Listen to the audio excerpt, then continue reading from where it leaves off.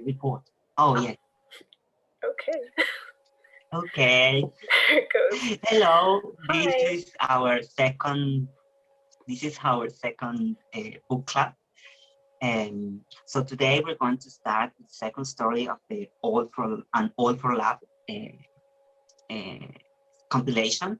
But before we do that, we're going to have like a mini opinion, like a mini feedback of our companions with our, sorry, it's not companion, it's like classmates interventions of the first book club. Mhm. I actually agree with everything I actually said. I think they actually analyzed maybe too much um, comparing to us. I think we tried to describe the both characters' intentions, and they were more into it. I think I think we were we were of course immersed in the story too, but I think it was like they were like mimicking certain parts. They were having fun actually with the story. I felt that. I don't know. What did you think? No, I got the same impression when I watched the video. It was actually, I messaged you right after and I was like, man, I wish we could all just meet at the same time because it would have been like so nice to have that interaction real time. But I also agreed for the most part with like all their opinions across like the different activities and whatnot. I wrote down some of the things that your classmates had said that were really funny. And I remember his name is pronounced Ivan, right? I don't want to say it wrong. Yes. Okay. Yes. Yes, Ivan. Ivan. Okay. So there was a part where he was saying that he felt that Debbie was speaking to him, and I thought that was hilarious. Like she was giving him advice. And I don't know. The whole thing was just really interesting to see how they responded to it. But yeah, I agreed with their opinions for the most part. It's interesting that we were like all four of us who were on the same page when it came to most of these questions, like our responses to it. So I'm really interested to see what they say about this next story. Yes, it was really interesting. I think Guido was more listening to Ivan because Ivan was more thrilled into the story, and Guido, of course, he started to say some of his opinion, but he was more silent. I mean, he's actually, I don't know if I can say he's shy, but Ivan was taking the lead in the book club, definitely. I mean, it's not a bad thing at all. I mean, I think depending on the story, maybe some members will have like more protagonism than others. I mean, it's okay. I mean, so Ivan, if you're watching this, don't worry. I mean, it was our first book club. I mean, we all will have our moments. It's okay. Okay. I agreed, and it shocked Guido's intervention when he said, for instance, both of them were empty. That was the only point in common. And that, I mean, they were both like betrayed by their husbands, and the word empty, being empty, it's a bit shocking. I mean, too, because it's like you don't have anything else. I mean, of course, I remember one of the women didn't have children. Well, I think either of them had children. Biological. Yeah, you're right. And maybe to fill that emptiness, they decided to. Well, I think Debbie was the actually.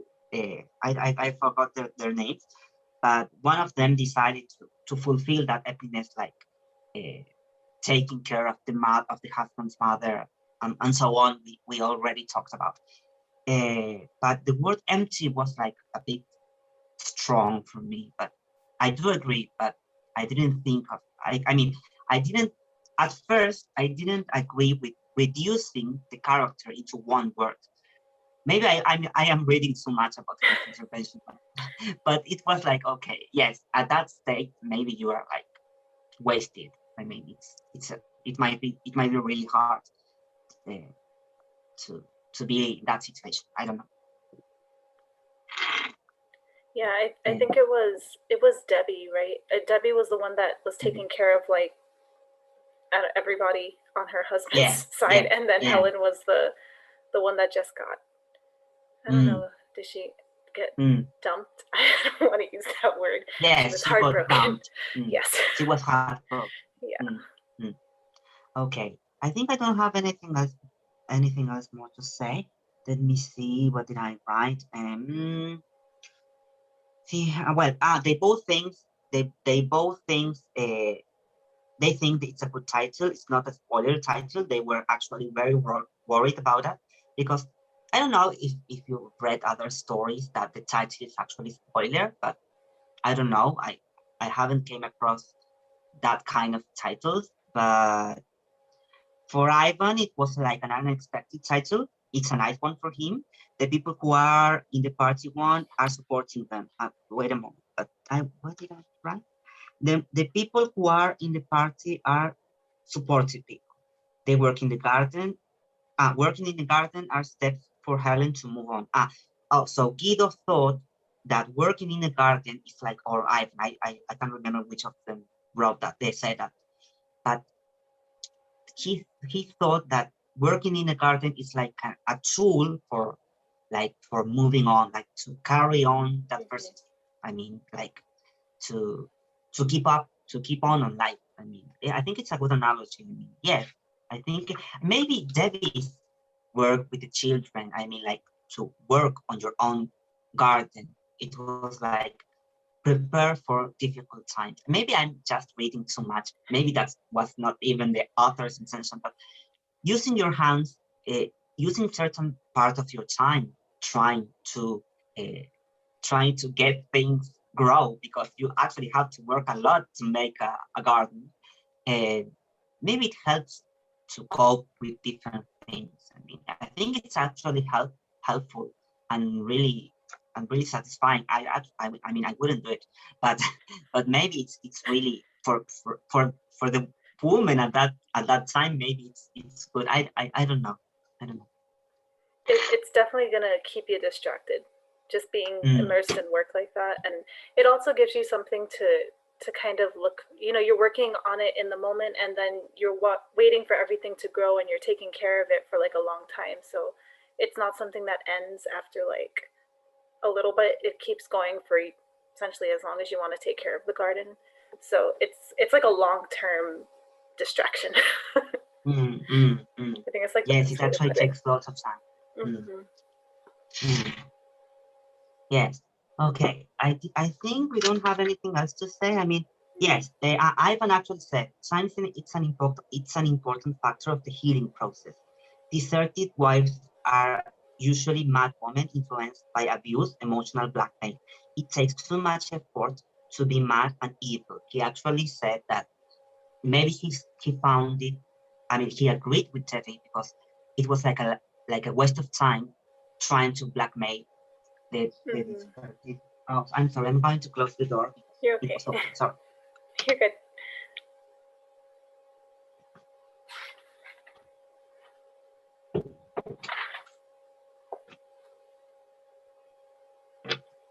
I'm sorry. It's so late at night, but my parents are both up. That's why there's too much noise on.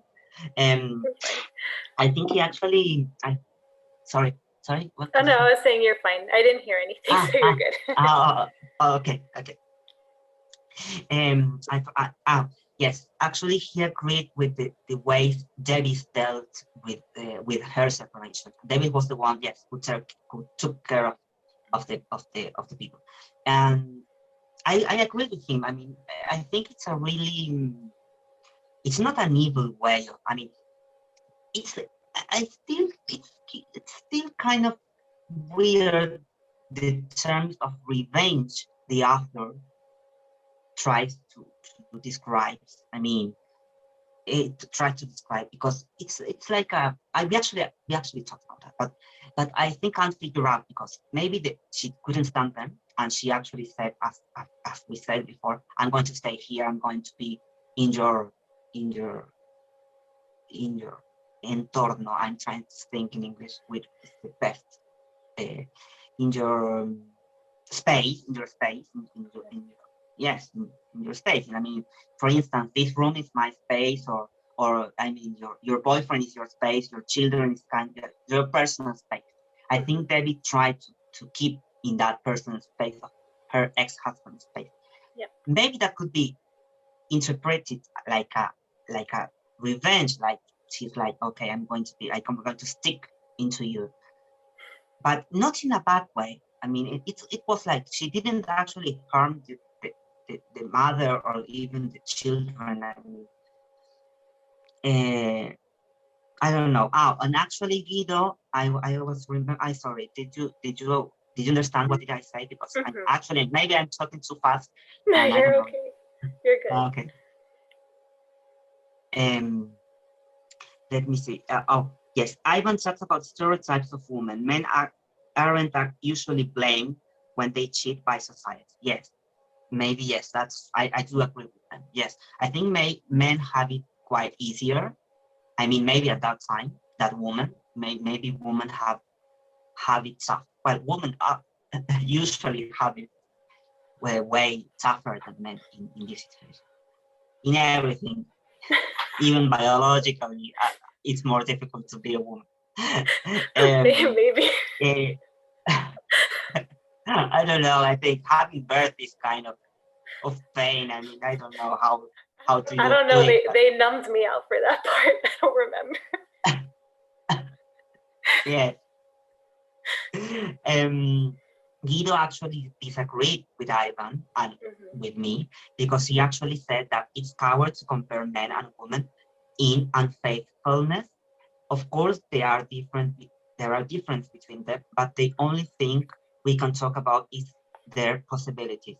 He talks about defending women, housewife. Oh, well, maybe I didn't get the gist of what did he said, but yes, maybe he didn't want to take like a band on. He wanted just to analyze the possibilities. I mean, we have to analyze the actual moment and then to decide.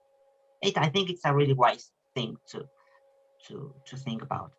I think the first story led us to think lots of possibilities and lots of situations that actually are recent until now. Are recent now. I mean, how do we deal with heartbroken people, or how do we deal with a heartbreak? I mean, it's actually, I don't know. It's kind of, well, the topic of the whole book will be. But actually, I was expecting something like the usual romantic. That's what I was expecting. Novel. When it says all for love, I'm like, this isn't about love. So far, it's not. It's about different kinds of. It's about revenge. It should be all for revenge, not all for love. Yes. I don't understand the theme. I mean, okay. So, do you have anything else to say about their intervention or something? I'll just add to the last point that you were making about it was that activity where they were saying how are men viewed when they leave their wives, and how are wives viewed when they leave their husband. And I remember Guido's response as well, and it was interesting because I kind of agreed with both of their responses. With Yvonne, I feel like, yes, you still see certain things happen where it's like worse for the woman if she leaves, but I do feel like more so in the past maybe couple of years, like very, very recently, it is a matter of like the genders are not equal, but they're definitely more equal than they were before. And again, like men are being told like, hey, be sensitive, have feelings, it's okay. And so it's almost like even ground where it doesn't really matter what the gender is. It's more so how do you handle pain, like regardless of what your gender. Because I remember he was saying the question seemed pretty outdated, and I was like, it is getting to the point now with how things are changing and how people are constantly fighting for like equal rights on all levels of different things, that it is becoming a little more outdated, which is interesting. I feel like we're right at that transition. Like you still get some of how it was, but we're starting to see how it might become, I guess. So I did find his comment pretty interesting. So I'm like, I feel like it is going that way, but we'll see. We'll see if it keeps going. Yes, that's right. I think I'm quite amazed. This is like across different cultures. I mean, you're from the USA, we're from Argentina. I mean, we actually have different ways of of dealing with people and having relationships with people. And this is actually the same. I mean, we actually reach into the same way of thinking. I mean, it's because actually, I don't know, maybe if there were a person from China or Japan or something, I don't know, maybe it would be different how to deal with these relationships. I mean, I think we actually reach on a point that it's, I don't know if it's the same, but we will deal with the situation somewhat in a similar way, on a similar way. I don't know. That was quite shocking because I was expecting in the debate or on the debate. I don't know if it's in the debate or on the debate, but you might understand it. Yeah. I think we actually, I mean, I was shocked or amazed rather than shocked that we actually reached into the same opinion. Not exactly the same, but I was expecting like more different opinions. Maybe on other stories we might get different opinions. Okay. Do you have anything else to say? That's it. Okay, that's it. So we finished with the first story, and this is the end of I don't know if I think feedback is an appropriate word to say. Yeah. It's a feedback. It's like a feedback, right? Mm-hmm. So it's a feedback from Ivan's and Guido's sessions. Okay. Now we're going to start with the second story, Roman Fever by Edith Wharton. This is an American. I'm sure this is an American story. This is an American author. I think I'm sure. Yeah, I think she is. I remember reading. Oh yeah, she was born. It says into a New York family. Oh, look at that. We're from the same state. All right, cool. Yes, she's from the United. No, yes, she's from the United States and into a wealthy upper-class New York family. 1862. It was quite I know, long that's ago. crazy. Okay. It's a long time. Yes. Okay. So let's read the discussion. Could you read the first activity, please? Let me get there. Wait, yeah, there we go. Okay. I'm gonna read it from my book, but I wanted to get to the page. Sure. Yeah, no problem. Let's see if I can find it. Okay. So, first question says, what effect do you think Mrs. Ansley's revelation will have on Mrs. Slade?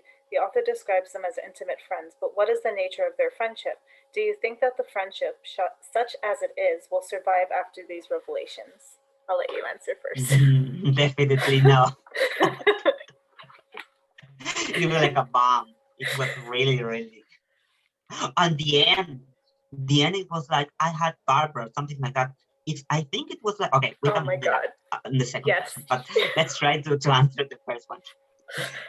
What do you think? What's your first impression of this? Oh my gosh. So I love this story. It's really interesting because they're those friends where to each other's faces they're like, oh, I love you, you're my favorite person in the world, but then like in their heads and when they're not in the same room they're like, that bitch, I can't stand her, like she's I'm just gonna criticize her, and in a way it's almost like more so towards the end of the book. I think her name is Alida, like Alida Slade, and then Grace Ansley. Okay, so Alida is the one that is almost, she's talking down on Grace to make herself feel better. Like, well, the reality is that she's jealous of her friend, but she keeps putting her down to try and make herself feel better. And one of the lines, because I was even underlining shit while I was reading this. So on page 25, there's this line where it says, so those two ladies visualize each other, each through the wrong end of her little telescope. And I thought that was so accurate to describe their entire relationship, because it's like all they're doing is making assumptions about each other, or at least Mrs. Slade is making assumptions nonstop, because for the most part the narrative is oh my god, I can't speak because it's late. The narrative is told it's told through Mrs. Slade's point of view for the most part. Like, it's not first person, but it's kind of limited to her thoughts. You don't really hear about what Grace thinks. It's usually what Alida thinks. And she's constantly just criticizing her friend. Like, that's all all the she time. does is like criticize her. I'm like, why are you even friends with her? And then after the revelation, all I'm gonna say is that she just kept poking and poking and poking and being really mean and rude. So when Grace does her one line that basically, you know, is the best jab that she could have taken at her friend. Alita was freaking asking for it because she just kept saying horrible things. I'm like, you were asking to have your attitude handed back to you on like a silver platter. So congratulations, you kind of earned it. So I don't think their friendship will be the same afterwards. Like, I think I feel like this whole conversation that they had kind of brought to light how they actually feel about each other. And they're not really, in my opinion, they're not intimate friends. But I guess that's something to think about with this story too, is like, is that what most intimate friendships are actually like, where you're just criticizing each other secretly? I don't know. Yes, it was. I do agree. I mean, it was like, I think that their bond or some on the reason of their friendship, it's because maybe they were neighbors. First, they were neighbors. They both have husbands were dead. I mean, they were dead, and they were friends. So I mean, the couples were friends. I think that there was something like that, and they were just together to remember old times. And it was at first it was really innocent. Oh, like two old women trying to chat together about their past. It was so and then yes, it was hard for me trying to notice which one was Mrs. Wait a moment, please. Mr. Slade and Mrs. What was the other? So, Mr. Ansley. Mr. Ansley was the bitch who wrote the letter and tricked her friend, right? No, Mrs. Slade. Or it was what backwards. Mrs. Slade. Yeah, Mrs. Ansley is the one who is just there kind of knitting and being quiet, and then Mrs. Slade is the one that's like, quiet.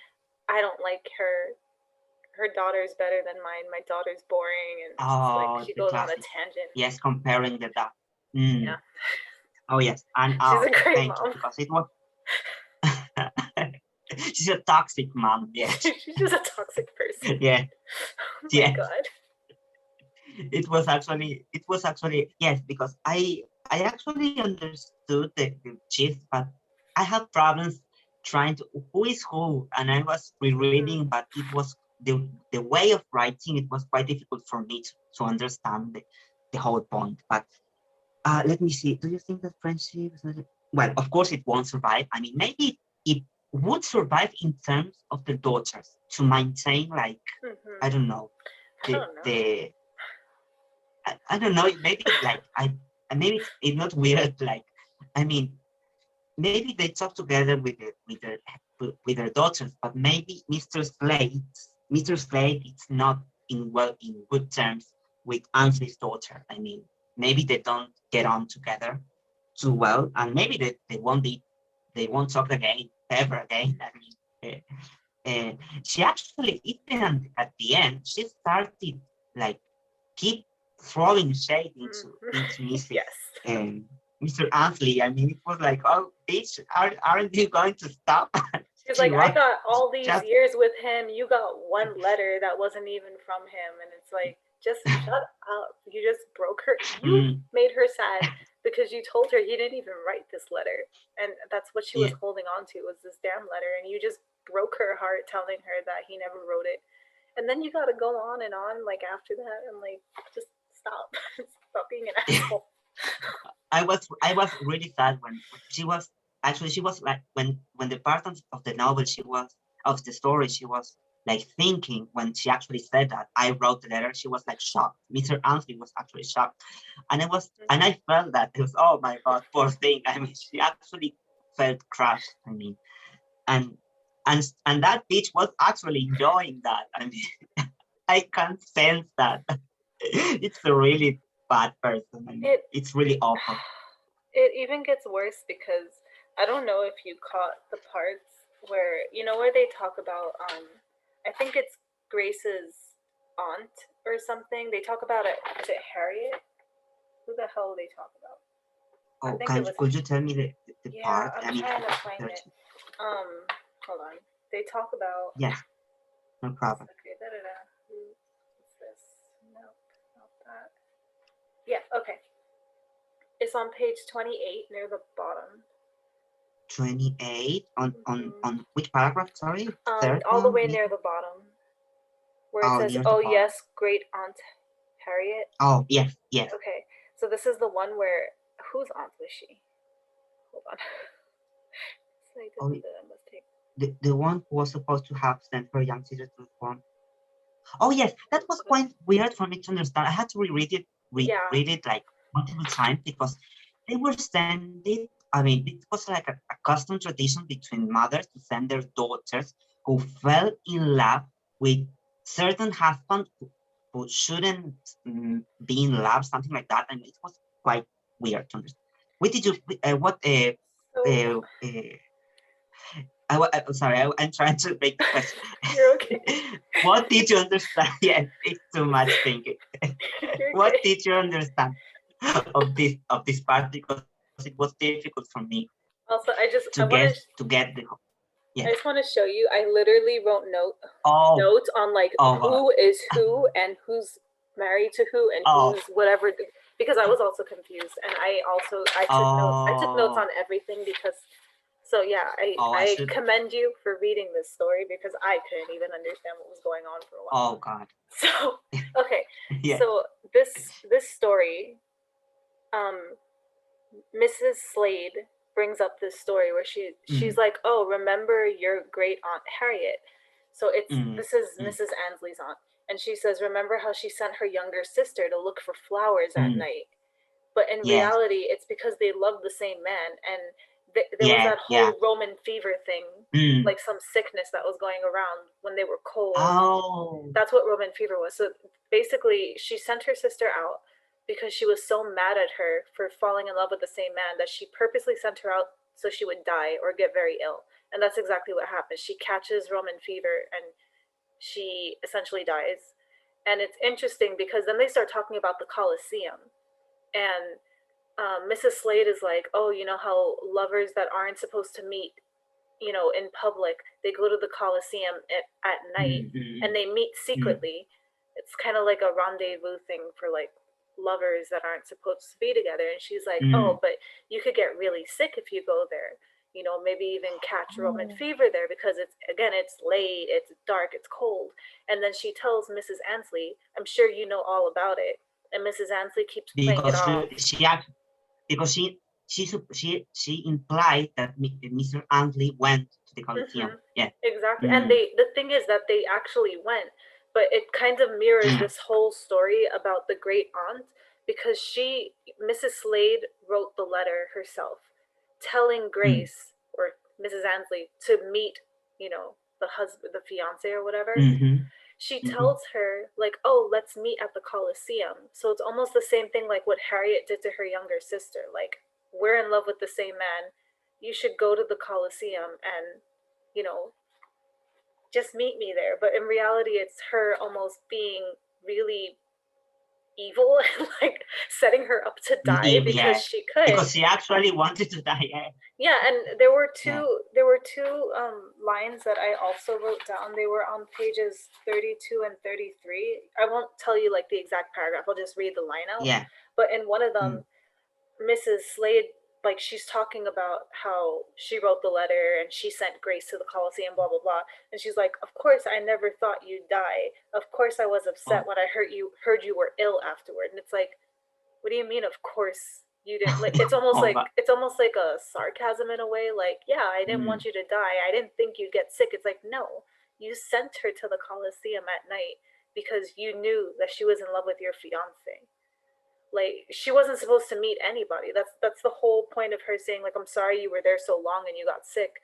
And that's when Mrs. Ansley's like, "I didn't wait long. He actually showed up because I wrote back to him." And Mrs. Slade didn't know that they actually met. She thought that Mrs. Ansley just went to the Colosseum and got sick. And she was like, "Haha, I did that to you.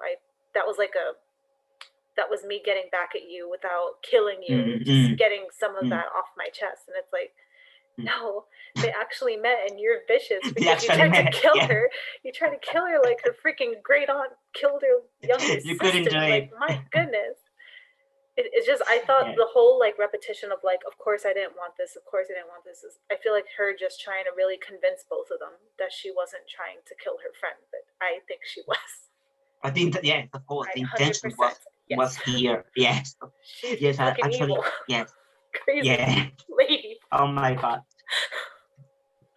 I think, did you know, at first, maybe this is kind of nonsense, but at first I was expecting something like a lesbian development. I don't know why, but maybe two women together, very good friends, but then it turned into this. I mean, a story of hate and yeah, I and thought jealousy. that they were gonna either fall in love with somebody else or something like that. Yeah. Like I was like, what's going on? And then when they started getting deep into this, I was like, holy crap! Like, this is not a love story. But the end,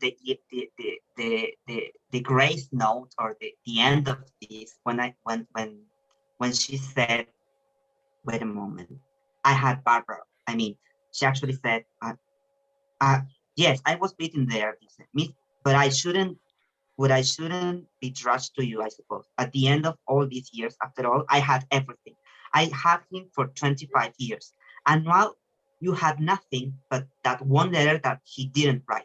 And she said, Mr. Ansley was again silent, but she said, I had Barbara, implying that Barbara is the daughter of her late husband. I mean, of Mr. Slade's husband. Mm-hmm. I understood that. I mean, I got that. That's and how that I was like, oh God, this is great. What did they do in the Coliseum that night? They were having fun. Lots of fun. It was not that cold. I'm sorry. It's my okay. God. No, seriously, she was just, I just feel like Mrs. Slade is instigating the whole time. She just keeps talking crap, and I'm like, you're asking to have crap thrown back at you.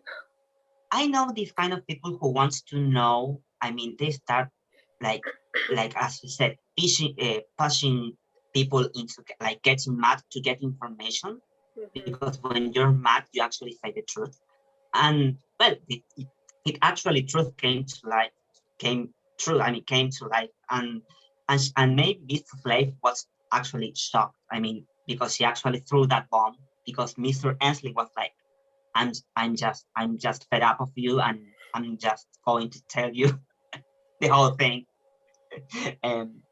I wish I could say it like more ironically.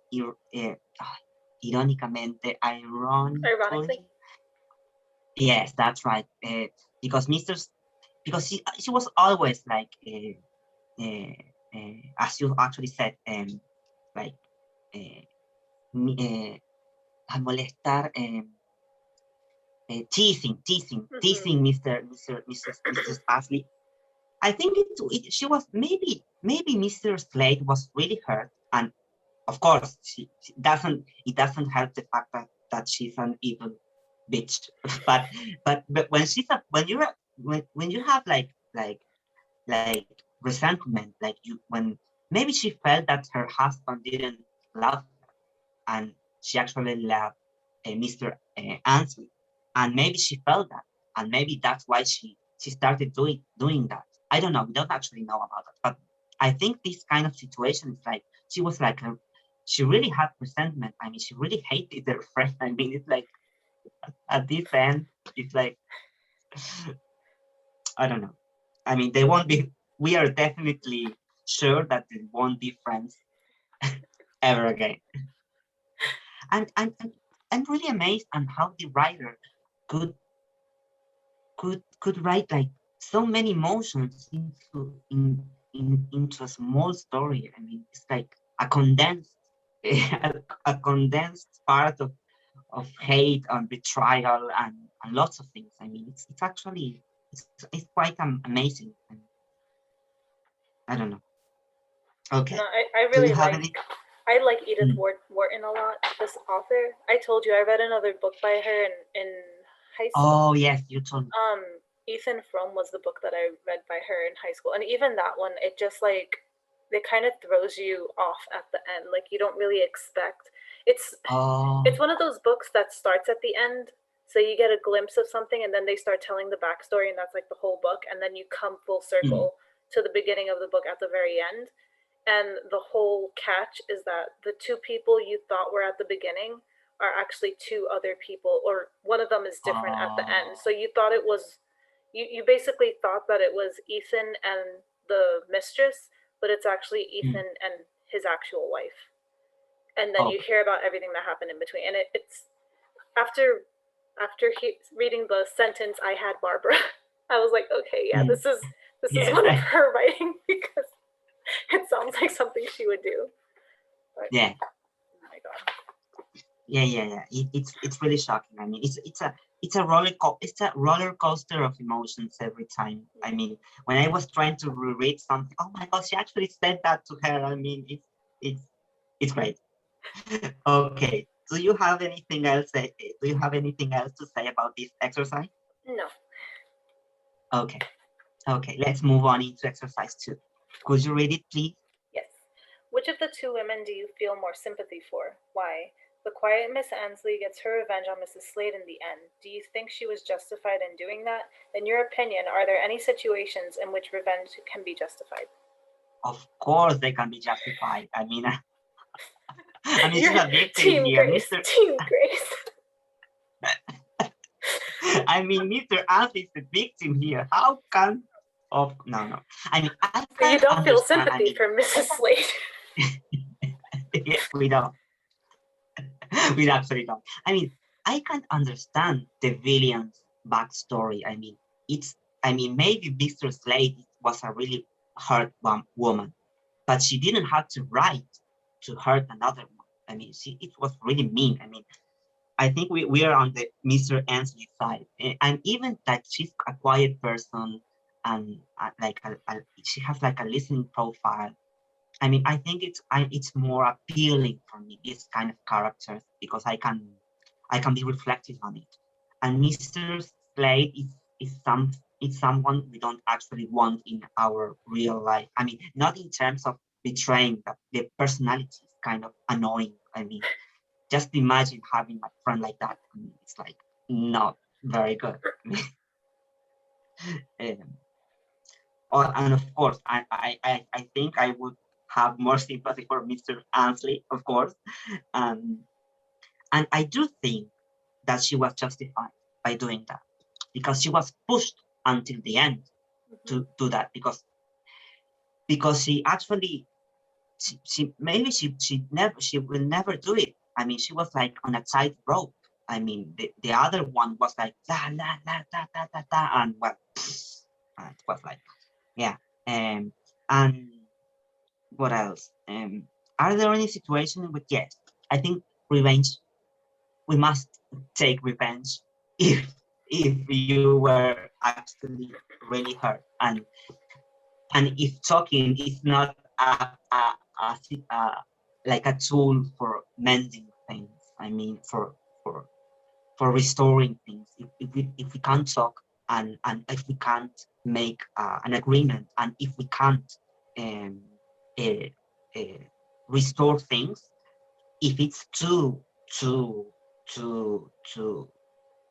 the damage is too bad, I think the revenge in these terms, in this world, and in this year, in these times, I think it will be like an illegal action. I mean, I would say like the legal way to sue something. I don't know, maybe it's just a situation, but I do think for me, revenge is it's something is really bad. I mean, I think it will be like the last tool you have for something, because if it hurt you or it hurt a member of your family, you might actually want to protect them. I mean, I don't know. What do you think? I agree with you. So for the first question, I feel more sympathy for Mrs. Annesley, like hands down. I feel like, so I try to view this from like the big picture, because the whole thing is, the reason Mrs. Slade is so angry with Mrs. Annesley is because she was having an affair with her fiance. And it's like, okay, yes, I understand. Like, this was someone you loved, and now you're your friend. And I'm pretty sure they were good friends back then too. Like, I don't know, best friends. I don't know if that was, they were that close, but they were friends regardless. So like, I get it. Like, you found out that your fiance and your friend were having an affair. It sucks. Do you want to kill your friend? Most people don't. she didn't really do anything about the fiance. So it's like, I understand why she's upset. Now, the extent that she was going with it, I didn't really understand. Like, she was just getting a little too crazy. And the thing is, I feel more sympathy for Mrs. Annesley, because at the end of the day, she didn't come and try to, I mean, yes, she was having an affair with Mrs. Slade's, fiance, but she didn't seem like she was trying to harm her friend or like destroy anything. Like, when Mrs. Slade got married to her husband, it didn't seem like Mrs. Annesley was trying to be, how they call them, a home wrecker. Like, she wasn't, it didn't sound like she was being persistent trying to get with the man, like, once he got married. She could have the opportunity to mess up the marriage between them, and she didn't. Yeah, like, she just stopped. And it's kind of sad, because when you hear about, or when you see her reaction to finding out that the letter was not from him, she's so heartbroken, because she's like, wow, he wrote me this letter, and it was the only one. And she held on to it, because I do believe that she truly loved him. I mean, they had a child. I don't know if that was by accident or what, but I feel like she truly loved him. And once he got married to Mrs. Slade, and even after he passed, she didn't come out and like do anything crazy because she loved him. She just kind of held on to that one memory as a source of comfort. She wasn't harming anybody. She was just like, I'm gonna remember this because it's such a dear memory to me. It means so much to me. I'm gonna use this to kind of like almost grieve him, like grieve losing him as a partner, and then losing him. She actually cried. I mean, it was like a glass. I know. Crawling and ending all. Yes, it's really fragile. I mean, she actually, Mrs. Slade actually broke like a really fragile glass of memories and longing about him. Yeah. And then, like you were saying, after she went and did that, then she kept rubbing salt into like her friend's wound. Like, oh yeah, I just told you your most precious memory is a lie. And now I'm going to keep reminding you of how he wasn't with you. He was with me. He spent 25 years with me, not with you. And all of this stuff. And to be honest, like, as far as like, are there situations where revenge can be justified? Again, I agree with you, because in this case, it almost felt like self-defense. Like, you just keep coming for me and coming for me. You got to shut up. And the thing is, like, Mrs. Slade, all she wanted to hear was Mrs. Annesley admit to being in a relationship with her fiance, I don't know, however many years ago. But then she gets all this whole other piece of the story that she didn't want to know, that she had no even like suspicion of. And it's like, you kind of asked for it. Like, I just go back to that. Like, you just asked for it. So yeah, I feel like in this case, it was almost like a self-defense mechanism. And it's like, the only way I'm going to shut you up is by getting revenge on you and like making you be at a loss for words, because you didn't even think that this could have been possible. Yeah, I do agree. Yes, it was that word you said, self-defense. It's a self-defense act. Yeah. Okay, I think I don't have anything else to say about it. Okay, so the discussion activities are actually shorter than the first one. So, okay. Let's move on into language focus. Language focus says, exercise 1 says, the word fever in the story's title has 2 meanings, one literal and one figurative. What are they? Do you think Roman fever is a good title for this story? What other titles would you suggest to try out? I don't like this question. This is like the usual English question. You have to make notes on it. And this is a cheap question. This is a cop-out. They're trying to ask more questions, so they use this filler question. I think fever. It was hard for me to understand the figurative meaning. I mean, you actually explained it before. Right now, I mean, I could figure out when you actually explained it, because I was like, oh, it was like something like a seasonal flu or something, or it was something like it happened in that at that time. But then, as you actually said, they were like prohibited,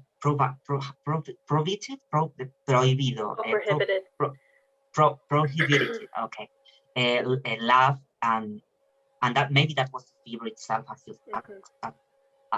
you actually said, and that was that like the figurative meaning of it, and maybe the literal one was the actual fever you had, because the Coliseum was actually cold. I mean, you can have like hypothermia or pneumonia. I mean, the illness that you have in your lungs, and that kind of illness. Yes, I think they are the both meanings of fever. I don't know, what did you?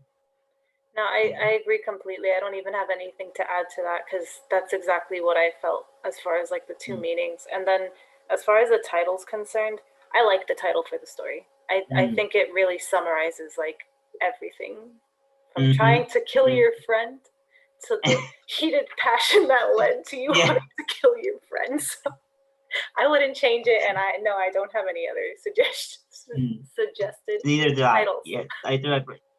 Actually, I could put like a more aggressive title, maybe like love and betrayal, maybe a cliche title like love and betrayal or something, like, I don't know. But actually, when I read Roman Fever, I was like at first, oh, they were in a hotel or something, like it was called like a restaurant Rome. or something. It was like a restaurant, right? Yeah. But they were Italian or something, because it was like, oh my God, they were in the Coliseum, and I mean, it's actually Rome. They were in Rome. They were in Rome. Yeah, I'm pretty sure they were like actually in the city of Rome, because I was a little confused by that too at first, but I think they were. Because maybe I was thinking that, oh, they're in America or in an Italian restaurant or hotel or something, and they were remembering old times in Rome. That's why. And then I started to think, oh, there's a Coliseum in New York or something. Like, no, they definitely was. Okay. We don't have anything that spectacular. Okay, let's move on into exercise 2. It says, how do you pronounce this? It's Mrs. or Mrs. Mrs. Ansley? Mrs. It's Mrs. Mrs. Okay. Yeah, if it's MS, then it's Miss. Okay. So, but when you say Mrs., you don't actually define if that person is married or not, right? Because you say Miss. Mrs. means that they were married or are married, and then MS, so Miss, is when you're single, and then I feel like MISS, because you'll sometimes see that as well, like Miss whoever. I feel like that's more towards younger women, whereas MS is for like not old, but like I would be MS, like Miss Serrano, not Mrs., because I'm not married. It's a little confusing. Yes. Yeah, it's weird, but okay, I get it now. Thank you. No problem. Okay, so Miss Ansley's hands lay inert across her needles. She looked straight out at the great accumulated wreckage of passion and splendor at her feet, but her small profile was almost expressionless. At length, what do you think Mrs. Ansley stopped knitting at this moment? Oh, she was dead. At what is all this about accumulated wreckage? How do you pronounce this? Wreckage? Wreckage. Wreckage. Okay. And why the pause? Of course, the pause, because she was heartbroken. I mean, she was dying inside. I mean, she was actually knitting and listening to Mr. Slade, and she was paying attention to both things. And I think Mr. Slade,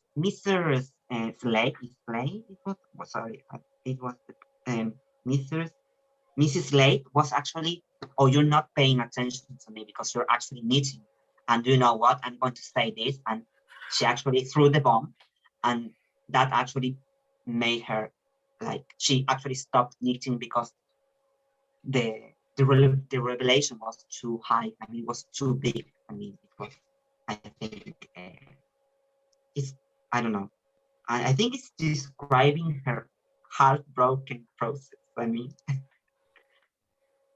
I don't know. So. I think it's explaining that. I mean, because she's in shock. I mean, I'm trying to find the actual, like, where it said that passage. Like, I don't even remember where it was. oh. But it was when Mrs. Slade told her about the letter, right? Mm. I think. I can't find it. I don't know. Why can't they put a page number? Yes, I think they should have put it. That's not it.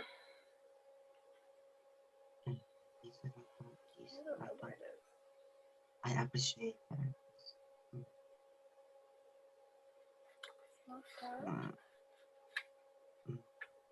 I don't know where. Oh my God, where is it? Come baffling, don't you? No, it's not this. Oh my God.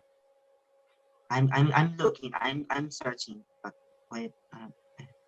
I'm Mrs. They continue that the mother has a much different job. No. No. Roman fever or pneumonia. Pneumonia? How do you pronounce this? I mean, yes, pneumonia. I know it's spelled yes, that completely different from how it's pronounced.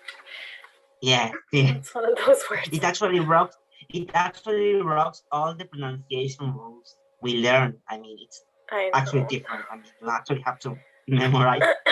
No, it's not. It's not here. I don't know where it is. Okay, it's That's okay. fine. Because it's there somewhere in the world. Yeah. Yes, no problem. I mean, she's actually heartbroken, and she actually lost it when she heard that. I mean, yes. And what was the question again? Let me see.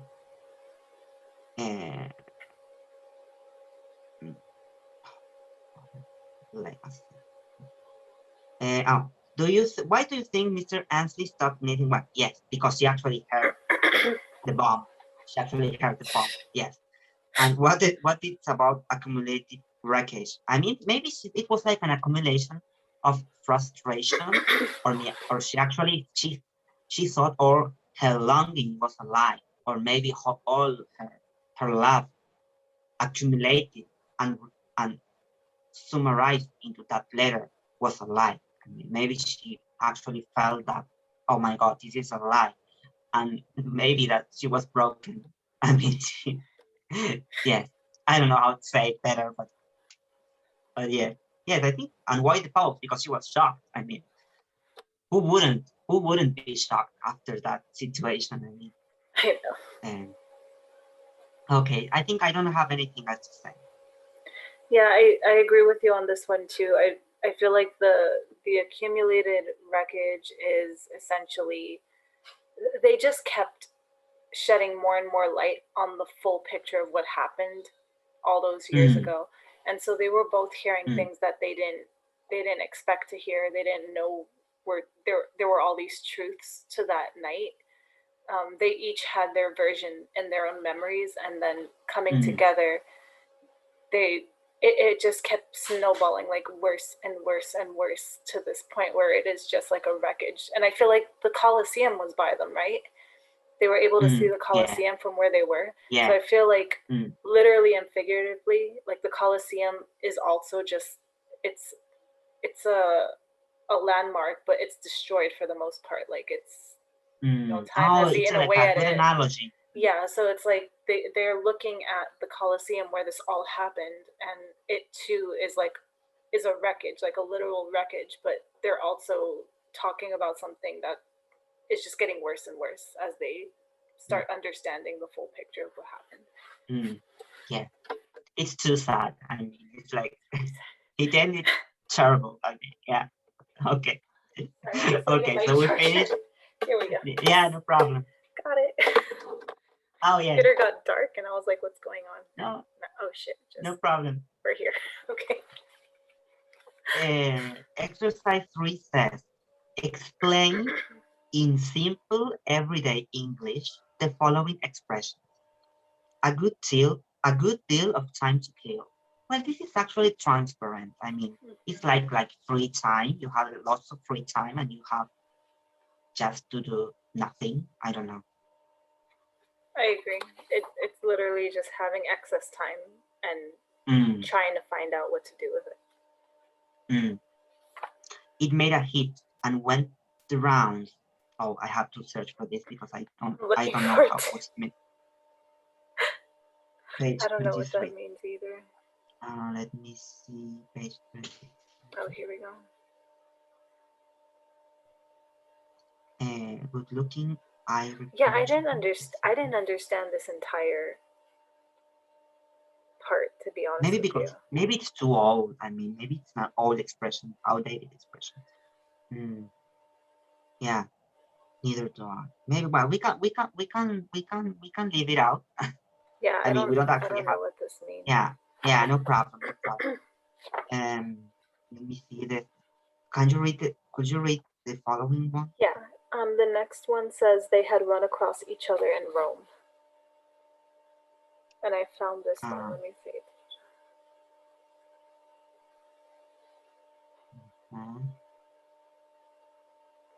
I don't know what. To me, it means what it says. They had run across. Oh, I think they mean the run across part. I think it just means that they ran into each other, like they encountered each other in Rome. I'm guessing that's what they're asking about, is the run across. That's why they renounced it. I mean, you mean the two friends? I mean, they both renounced it. Okay. Because it says, and now after another interval, they had run across each other in Rome at the same hotel, each of them the most appendage of a salient daughter. So I think it just literally means that they encountered each other in Rome. Like after all this time, they met at the same restaurant. It was destiny to make this bomb to happen. Okay. That was weird. Okay. Yeah. In living up to such a husband. Maybe it's something like he was like an exceptional and perfect husband, but let me see, page 24. It says, oh, wait, that has a handsome woman with a good clothes. I didn't know that handsome was actually referred to a woman. I learned that handsome is meant to men, not to women. It usually is for men, but I feel like in writing like this where it's a little bit older, it was used for like lots of different things, like an adjective for a lot of different nouns, and not just like masculine ones. Okay. Let me see, page 24.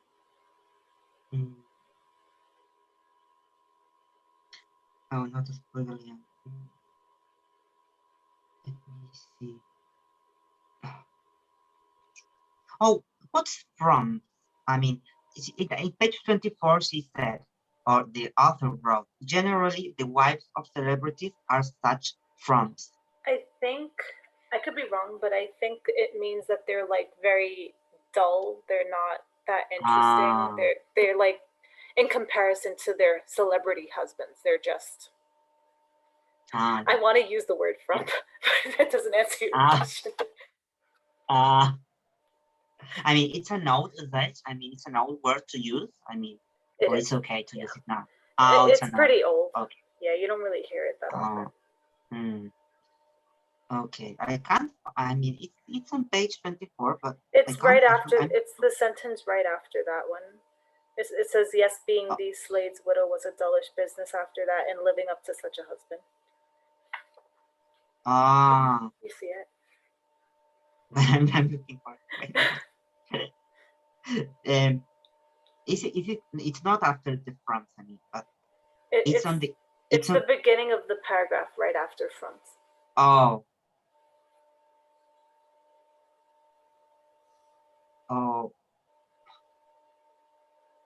I'm rereading, but after the sentence I actually read, I mean, generally the wives of celebrities are sent from after that. Yeah, after that. It says yes, being See? the Slade's widow, and then if you keep reading a little bit, it's right there. The son who seemed to have annihilated the father's gift had died suddenly in boyhood. She had fought through that agony because her husband was there to be helped and to help now after the father's death. Oh, actually, I can't look. I mean, I can't find. I'm sorry, but it's okay. It's a little bit earlier. It's like I think if I can probably show it to you. Do you see from? Is that Frumps? Yes, it is. Okay. Yeah. It's like yes, I can see Frumps. Yeah. It's right here. There we go. That's in, and then it continues down here. Did I print? Yeah. There we go. In living up to such a husband. Yeah. Oh yeah. Thank you. You're welcome. In living up to such a husband. Oh yes. Oh my God. It's actually hard. I mean, it's like scanning the whole text. Okay. Oh, I mean, it has all her faculties have been engaged. Now she has only her daughter to live up to. I mean, she actually enslaved into the husband or something because, well, yes, it's an old marriage. I mean, maybe women were like committed to their husbands. And okay, so it's okay. So the meaning is that, I mean, oh, it's actually hard. I mean, well, it's actually hard for you to for the this meanings one, of it. I think it's just a matter because they're saying that her husband was a celebrity. I don't know what he did, but they're just saying like he was the Slade. Okay, fine. So I think what they're saying is that she had to live up to his like he was like he was since he was a celebrity. She also wanted to kind of carry her part as the celebrity's wife, but she didn't want to be a frump. She wanted to be someone that people spoke about, like, oh wow, that's his wife, like that person's wife is this woman here. She wanted to be like stand out. She wanted to stand out. Yeah, exactly. She wanted to kind of measure up to him, like be his equal. Okay. In the public eye. But we're talking about Mr. Slade, right? Yeah. She like Mrs. Slade wanted to be Mr. Slade's equal because he was regarded so highly by the public that she wanted to also be regarded that way. Now I get it. That's why she started like making parties or receiving friends or related friends from and that's why she's like, once he passed, it's like, who is she now? Because he's not there carrying that title anymore. So she's like, all she has to live up to is her daughter. And she always talks poorly of her daughter. She's like, her daughter is passive. She's quiet. I don't know if she said she's quiet, but she doesn't like that. She likes that Barbara is so outgoing and like kind of wild, whereas Jenny is very, very quiet. And she calls her an angel, but like in the worst way possible. Because she doesn't like that she's an angel. Yeah, there's like a part where she says her daughter's like an angel, but she doesn't like it because she's like, her daughter's very safe. She doesn't do anything that makes her stand out. She's just a very well-behaved girl, and it bores her.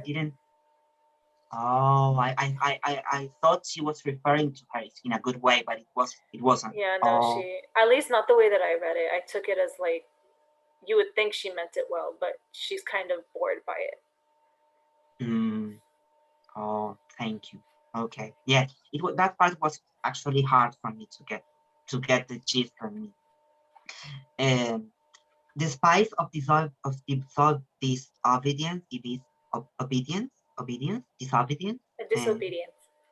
disobedience. Okay, thrown in. It's kind of I mean, despise. I mean, it's like thrown in. Let me see. Let me read the page of words is this because okay, let me see.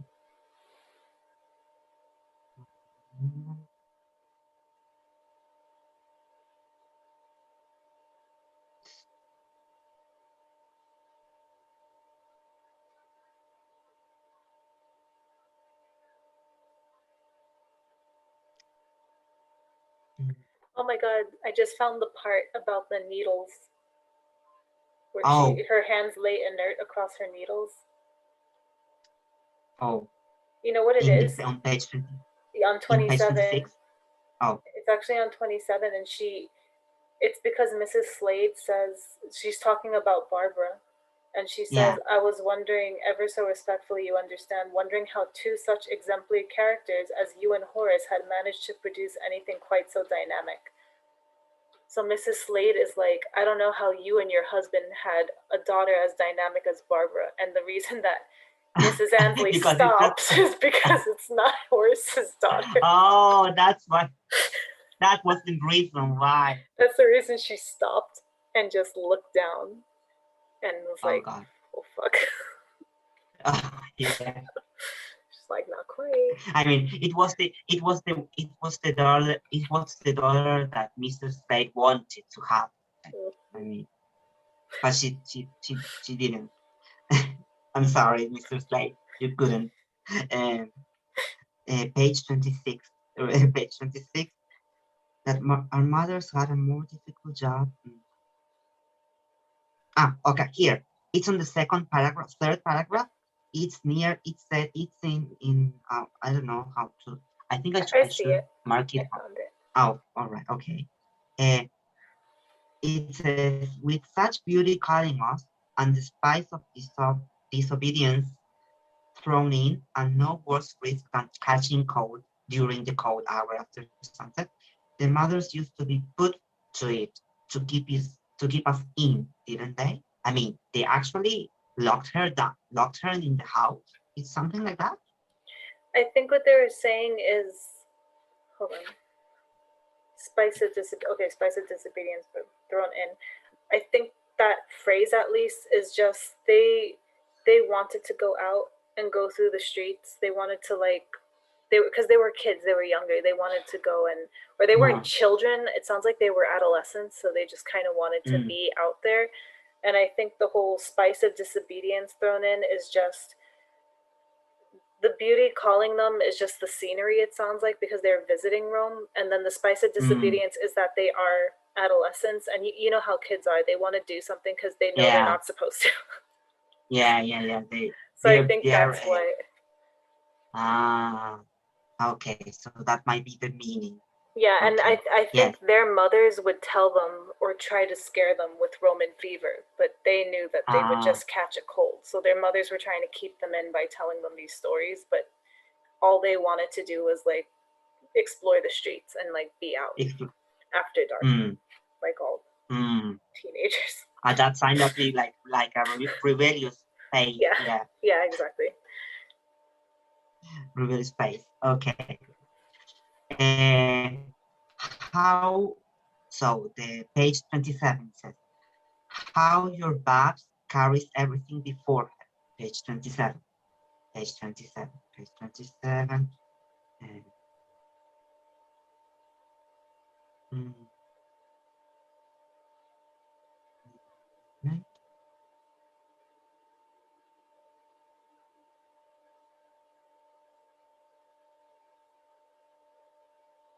Oh no. Babs is an angel too. No. No. Oh, I found it. That was the shocking part. It's the second paragraph. Oh, I had nothing. I was only thinking how your Babs carries everything before her. That Campioleri boy is one of the best matches in Rome. I mean, I think she's saying it's the best man in Rome or the best. I mean, when you say a match, it's something like you engage to somebody. You get. Don't look so innocent, my dear. You know he is. And I was wondering, ever so respectfully, you understand. So actually, their daughter is getting engaged with this Campolieri boy.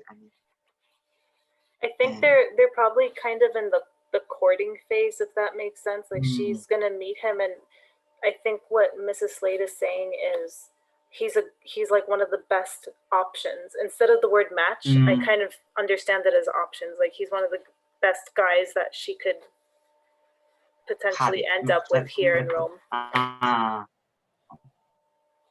Oh, okay. But why did what did you understand in that part? Because she says, "Don't look so innocent, my dear. You know he is." I mean, she's actually implying that don't look apart or don't ignore him, because he's actually the best match for her. Is it something like that? I mean, it's like, yeah, I'm trying to think. I don't know. I feel like Mrs. Ansley is the more old-fashioned of the two, because the story opens up with the comment that Barbara makes, where she says, yeah. "Oh, our mothers they just knit. That's all they do at this point because they're old." Yeah. And I feel like Mrs. Slade kind of takes offense to that. She's like, "My goodness, like I don't just do that. I'm not that like, old." Yeah, but then Mrs. Ansley is like, "Well, there's nothing wrong with that." And she goes and she pulls out her yarn and her needles and she starts knitting. So I wonder if this, I'm not sure exactly what the phrase "Babs carries everything before her" means necessarily, but I think that Mrs. Slade is telling Mrs. Ansley, "Don't look so innocent, because it's like your daughter can get a really desirable man. So don't act like she's not capable of doing so." It seems like Barbara is just a very strong, not necessarily independent, but like she goes after what she wants versus Jenny. A strong character. Yeah, so I feel like Mrs. Slade is being like great, or Mrs. Ansley is very passive almost, like she's the one that's soft-spoken, she's the one that's not really doing much in the story until the end, so she's kind of different from her daughter, and that's why I feel like Mrs. Slade tells her, "Don't be innocent when it comes to your daughter, because your daughter is not innocent." Oh, okay.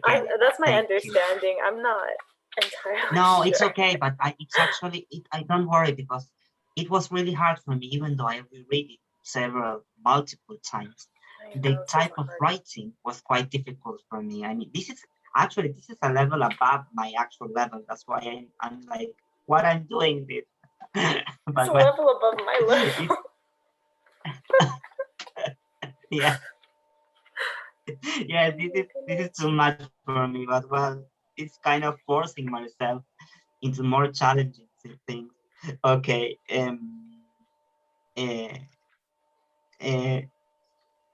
Okay.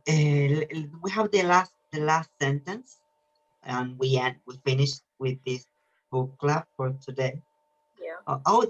It's actually we're okay with the time. It's actually taking us like 1 hour 15, 1 hour 20. It's actually good.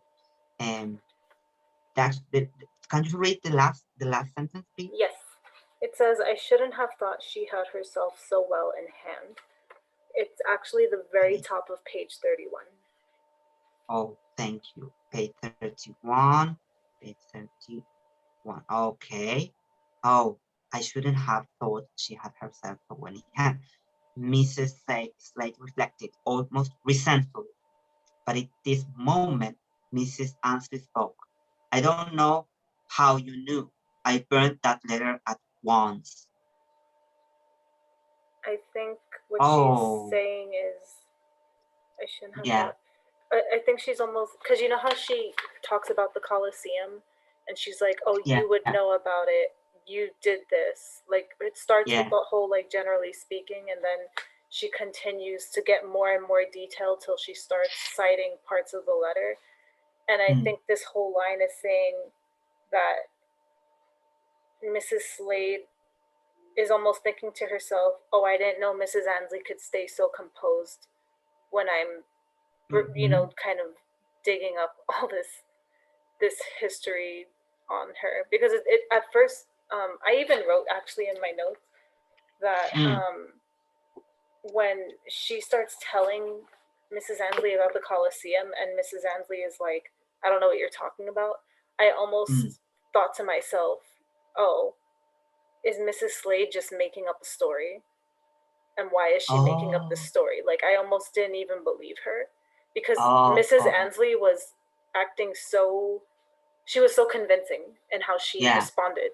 And I think that's what this line is Yeah. saying. I shouldn't have thought she had herself so well in hand. It's like, I didn't think she could stay this composed when I'm kind of bringing to light what she did with my fiance. Especially because Mrs. Annesley is depicted as being the weaker of the two.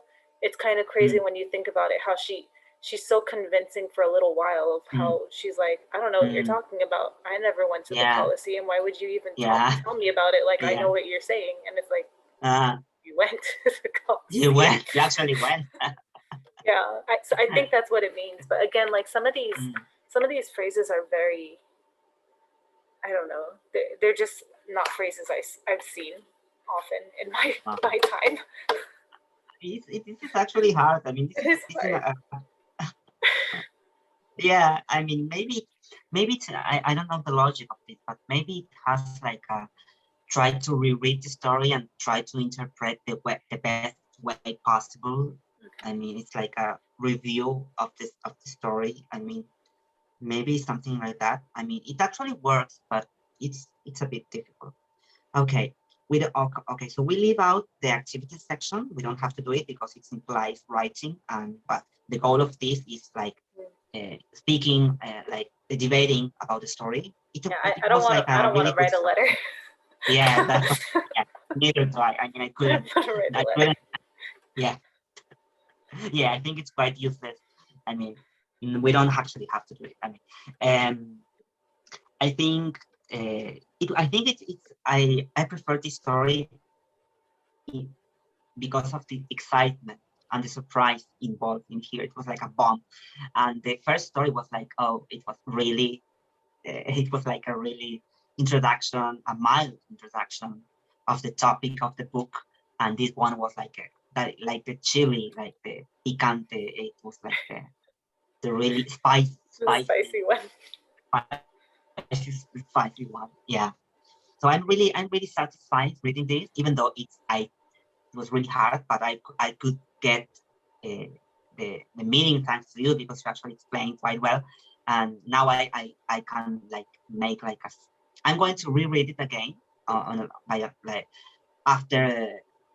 I took notes about what did you say, and I'm going to reread it again to try to like to close the meaning. I mean, or like a first meaning of the story, because it's actually quite frustrating to try to read and get or try to understand the meaning, because this is the times that I don't know how to explain it, but I've been learning English so many years, and I try to read the story and I'm like, oh, I don't get shit. I mean, I'm like, oh, so I didn't learn anything about it. And I don't know. And we're talking about the story. I'm not actually reading chemistry or physics. I'm reading a story, and this story is like breaking my brain. And I'm reading the verb. I mean, I can actually understand the verb tense. I can actually understand the meaning, but it's more complex than that. I mean, you actually have to understand the context of the whole. That's why I think literature is quite difficult. I mean, at least for me. I mean, we actually have to make some respect for this kind of arts. I don't know, maybe here in Argentina, we don't actually have the respect of art as it should be. I mean, it has its own difficulties, and it owns language that it should be respected. I mean, I don't know. What do you think? So this, at least compared to the first story was very, very linear. Like I don't feel like it went crazy. It was kind of like, this happened to Helen. She met Debbie. Debbie gave her perspective, and then it ended with Helen having to decide what she wanted to do, and that was it. It was very just to the point, start to end. And I feel like with this story, it was way, way more complicated than that. There were a lot of different stories inside of one story that were all interconnected to each other. And I remember I told you when I had started it that I had to take all of these notes because I didn't know what the hell was going on.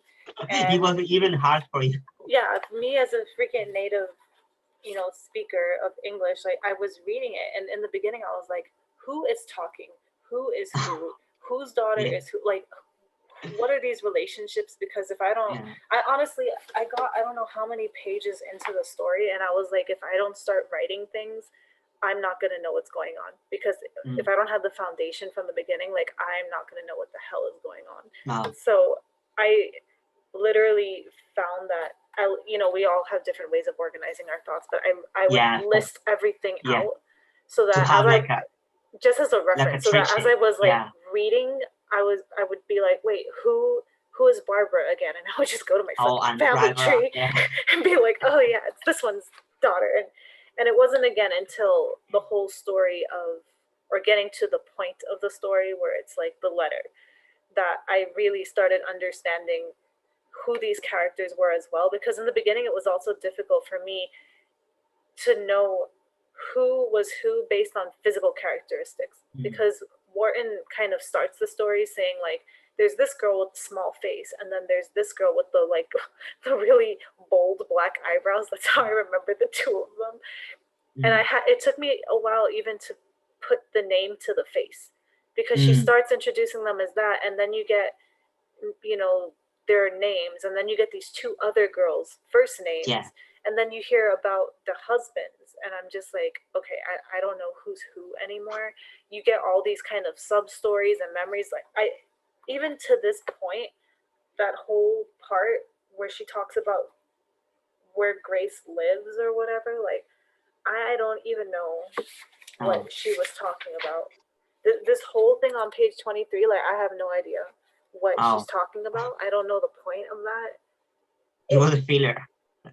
Yeah, it's there. Actually, that's a good way to put it, because I feel like some of the beginning was filler. Like, I don't really understand how it tied to the point of the story. Like, I understood how the Aunt Harriet tied to the rest of the story, because it kind of mirrors what Mrs. Slade did to Mrs. Annesley, but I'm just like, what does all this other stuff have to do, except, I guess, give backstory as to how far they went in their friendship, and like what their relationship was, and how their daughters came to be, and who their husbands were. But I think the same as you, I'm gonna have to just go back and reread it now that I know the ending, and see if I can make sense of some of the parts that I just couldn't understand when I first read it. And I reread like the first story. I didn't have to reread it. I just read it start to finish. It took me like 15 minutes, and I was like, okay. I didn't even have to write notes for the activities, because I was like, I know exactly what I'm gonna say. Like, it's very straightforward. But I couldn't do that with this one. I had to literally write notes down. This is a level up, actually. Yeah, it was so confusing. And now I for the most part know what was going on, but I'm gonna have to reread it too, because maybe it will be actually quite clarifying when we see Ivan's and Guido's intervention, what did they get about it? Because I actually said to them that literature is not my strength. I mean, they actually read more than me. That's why I decided into myself to read more. Actually, I'm reading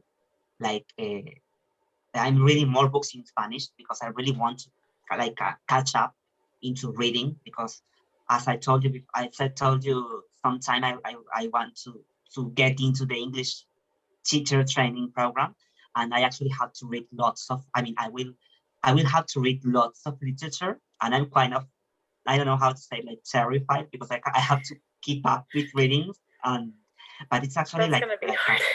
Yeah, like I'm trying to impose myself in this year, like reading and catch up in terms of, okay, I want to read and I want to understand. That's why I made this like book club or something like that, like this. And even though Ivan and Guido are more experienced readers than me, they might have their difficulties with this, of course. And we will see how they deal with it. And what did they deal with? I think it will be quite interesting to see their outlooks. Their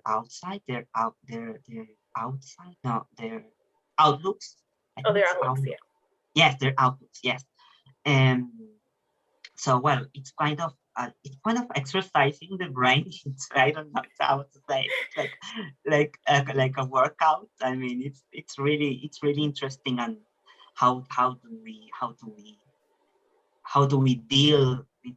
I mean, I when I was younger, I was like, I don't know how to say it. I was subestimar. I was like underestimate literature because I was given like boring books or boring stories. I was like defrauded by the teachers I had. Like they're giving me like boring books, and then I had the chance to meet like good stories. I mean, and I mean, it's not the end. I mean, I think many people have this problem with literature. They had like boring stories at school, and then don't create the opportunity themselves to read a book they could be interested in. I mean, I think if every one person in the world could choose a book they could be interesting, I think we all would be like lovers of reading. I mean, I could be interested into literature. I think we have to force ourselves into. I mean, we have to break this prejudice about stories and try to, if even though if we don't interesting in that story, we can leave it out and move on into another. I mean, I don't know. It's kind of hard doing that. I mean, I think it's a really difficult task to do. I don't know, but you have a different connection in literature because you actually love reading and stories. I mean, but well, yeah.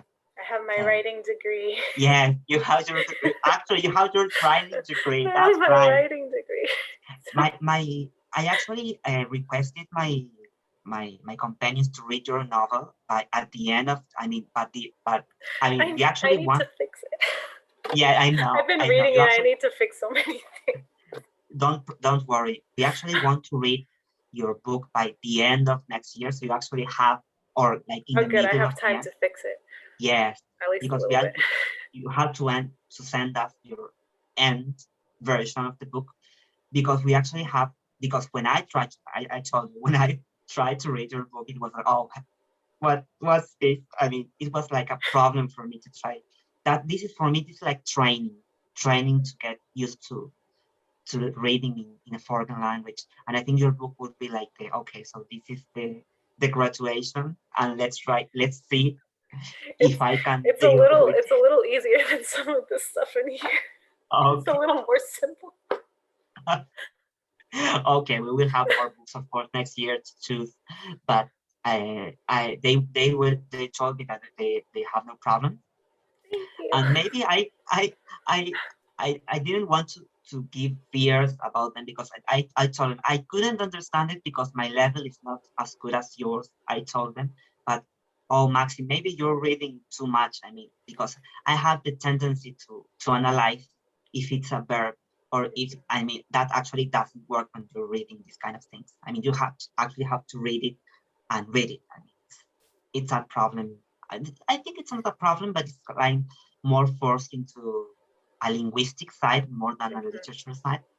But yeah, it's a challenge. That's why I want to end this challenge. Like, I think your book will be like the trophy. If I can get it, I can read anything. I don't know. I mean, if you could finish it, because it's fucking long, then you can probably read anything. Okay, well. Okay, so it will be like a really, okay, so you have lots of time to revise your novel. So you will have 3 people reading your novel. So yeah, so it will be really interesting because we will have the actual author of the book, and we can actually ask you. Tell me what parts don't make any sense. Yeah, right. It's a privilege actually, because what did you mean by this? Yeah. Dude, sometimes I'm reading parts and I'm like, what the hell did I mean by this? And I have to read like 2 sentences further, and I'm like, oh shit, that's what I meant. So yeah, I have to fix some things. Even I don't know what I meant. So it's a problem for the call of the past. Yeah, me of the past knew something that me of the present doesn't know anymore. Okay. Oh okay, so you actually have time to fix your novel. Okay, Nikki. That's good. So we end with this book club. It was a really fun session today. Yeah. So we have to decide later on which day we have to read the next story. Legacy. I think it's something called Legacy. The Legacy. Is it the Legacy? The Legacy. Okay. Yes. So Virginia Woolf. At least I know these next ones. I know Virginia Woolf. I think she was a really famous. Doesn't she do poetry, I thought? Yeah, she actually did. She does, right? Yeah. Am I making this shit Yeah. up? Isn't she British? I mean, I think or Let's see. American. Yeah, she was born in London in 1882. Oh, she's really British. Yeah. She's really pretty. Oh, it says that she did fiction, so I don't know why I was thinking. Oh my goodness. It says throughout her life, oh, I can't wait to read this one. Throughout her life, she suffered from bouts of mental illness, and the last attack in 1941 caused her to take her own life. Oh God, it's true. I can't wait to read this. Oh, you actually will be more comfortable, of course, when we have this year. I think we have like 2 or 3 books regarding crime or regarding. Yeah, I'm so excited. Yeah, I'm so excited. Yeah, so we have lots of books to get into. Oh my goodness. Okay, so we have to decide later on which day we. So we have I think we have a couple of days to read this. Yeah. And well, I think you won't have any problems. Let's hope. I'll be okay.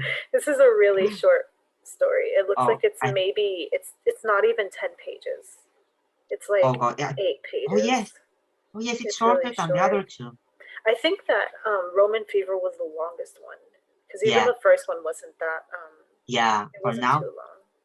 Yeah, for now, Roman. Yes, I actually talked with my. Oh, before that, we can stop recording because my companions are going to kill me. Because I'm going to watch it. I'm going to watch it. Yeah. Bye everyone. Bye. Bye.